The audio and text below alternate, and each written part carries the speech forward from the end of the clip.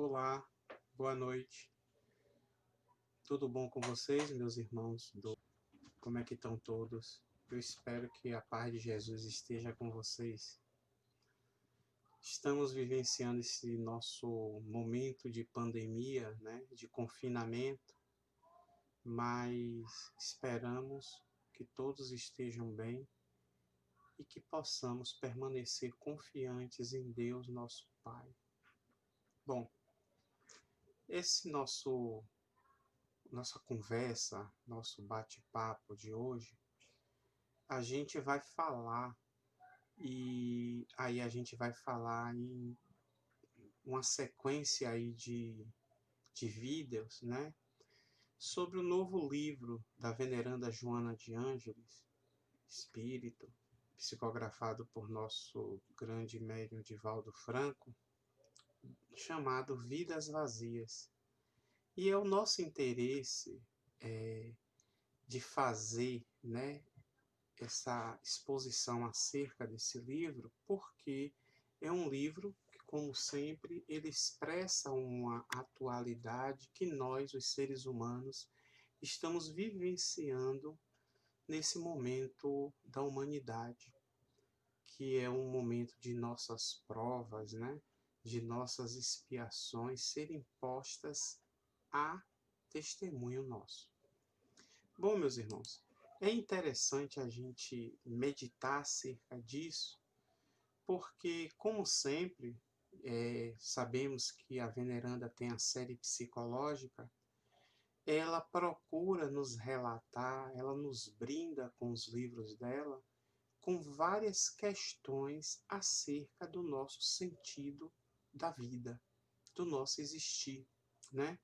E aí ela nos leva, e isso ela nos diz bastante claro em outros livros, né? No Entrega-te a Deus, no Liberta-te do Mal, de que o verdadeiro sentido psicológico da nossa existência é justamente a gente procurar ter uma consciência plena e, através disso, a gente conseguir a nossa perfeição, o nosso crescimento espiritual.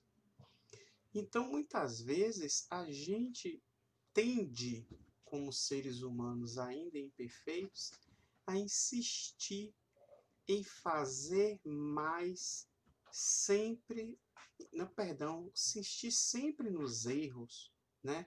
Insistir sempre naquelas questões que dissipam as nossas energias e que não nos levam ao crescimento, que nos levam a um estacionamento em que nós não conseguimos lograr êxito, né, naquelas nossas procuras. E o livro nos mostra isso, né? O livro nos mostra que o ser humano está sedento de paz, está sedento de amor. O livro nos mostra que nós vivemos numa sociedade tecnológica em que o desenvolvimento é altíssimo intelectual, mas não logrou que a moral crescesse ao mesmo patamar. Em outras palavras, ela nos diz que somos sedentos e sempre achamos por tomar água salgada. E essa sede não passa. Se a gente fosse, meus irmãos, se deter uma análise cuidadosa de nós mesmos, nos entender, a gente poderia chegar a uma decisão final de querer mudar. Mas muitas vezes sabemos que nos falta vontade. E essa vontade é que é a base de tudo. A vontade é que nos dá a base para os nossos pensamentos e que daí vão para as nossas ações e atitudes, né? E esse sem tempo nós vivemos perseguindo nessa nossa realidade virtual de hoje, né? Corre daqui, corre dali, e aí tô sem tempo, tô sem pressa, é hoje, é amanhã, e esse sem tempo nos faz passar batido das verdadeiras coisas. E que verdadeiras coisas são essas? Aquelas que o Mestre Jesus nos ensinou, as questões espirituais. Como eu sempre digo, Jesus veio até nós para transmitir os pensamentos de Deus. Ele não veio para nos falar de coisas materiais. E aí, essa nossa busca desenfreada, que muitas vezes achamos que a tecnologia preenche, eis que, após vermos a notícia, após curtirmos mais uma live, ou após a gente se engrandecer, se achar de ver determinados filmes frívolos, né? Ou séries, ou uma leitura mesmo, que não é edificante, nós voltamos e percebemos que estamos vazios. E esse vazio é aquele vazio em que, para ser preenchido, a gente precisa do principal, que é o amor. Então é nessa lógica de entendimento de que a gente vai conversar nos próximos dias, né, nas próximas semanas, acerca de como preencher essa nossa vida vazia. Como a gente se livrar dessa perturbação, né? Essa perturbação que nos conduz a uma indiferença, a um cansaço. Muitas vezes para o trabalho no bem, para um esforço próprio, para nós mesmos, nós nos sentimos cansados. Então, como disciplinarmos esse nosso tempo? Porque isso nos conduz, meus irmãos, e a gente sabe disso das vivências do nosso dia a dia, de observarmos a nós mesmos, observarmos as pessoas que estão no nosso entorno, de que isso nos leva a um pessimismo. E que esse pessimismo, muitas vezes, ele cresce exageradamente. Os mais fracos logo sucumbem, outros ainda resistem um pouco mais. E quando eles chegam àqueles que são mais fortes, muitas vezes toda uma sociedade, uma família, um grupo de pessoas sucumbe diante desse pessimismo. Então a gente tem que pensar, e aí tem uma frase, né, de um grande sábio da antiguidade chamado Gerson, que ele diz que, na verdade, Deus olha mais para os advérbios do que para os verbos. Ou seja, Deus não se importa em querer ver as nossas ações, mas a qualidade delas. Então, a gente chega a uma conclusão lógica que na vida o que importa a Deus é essa equivalência de qualidade e quantidade.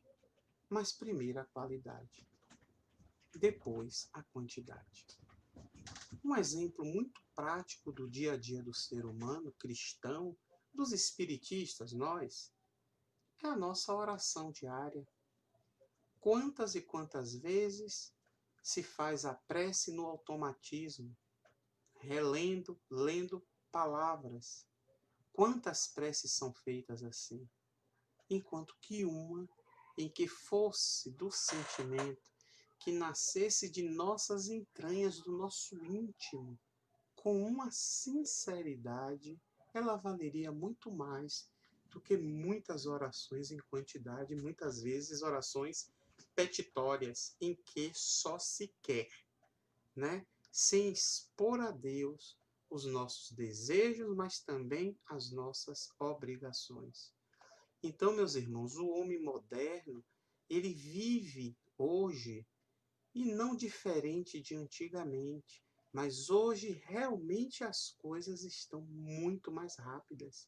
Então, essa tomada de decisão, ela também tem que responder a uma velocidade. Mas a velocidade que cada um de nós tem que ter é aquela necessária e suficiente para o nosso crescimento, para o nosso engrandecimento. Sabemos que todos vamos chegar ao mesmo local, todos vamos crescer.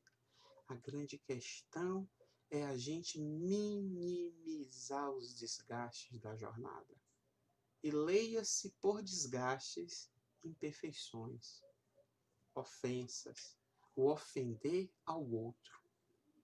Então a gente já passou da hora de fazermos um caminho reto, de sermos mais rígidos nas nossas decisões e definições, mas sem desagradar, sem ofender.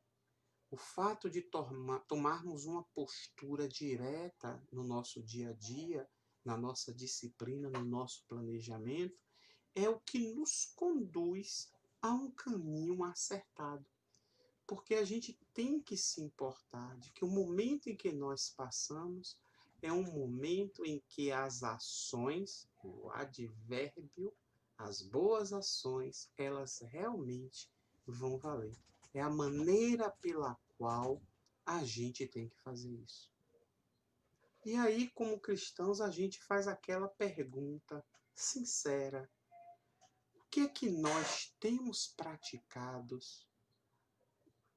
O que nós temos praticado do que o Mestre Jesus nos ensinou no Sermão do Monte, nas bem-aventuranças? E que conduta cristã nós estamos tomando no dia a dia? Será que estamos tomando condutas extravagantes, doentias? Será que a maneira pela qual estamos nos portando é que nos está trazendo esse vazio, esse pessimismo?